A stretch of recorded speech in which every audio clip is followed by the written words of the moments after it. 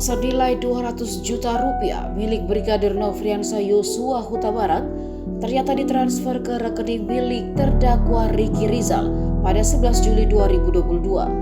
Uang senilai 200 juta itu ditransfer bertepatan dengan hari pemakaman jenazah Brigadir J di Jambi.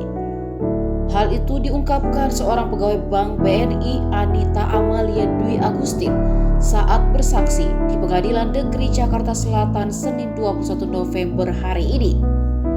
Awalnya Anita mengatakan melalui data rekening koran terdapat uang masuk 100 juta rupiah yang ditransfer sebanyak 2 kali ke rekening Bribka Ricky Rizal.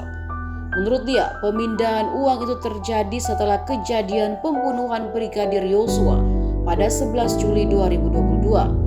Penerimanya adalah Bribka Ricky Rizal Wibowo.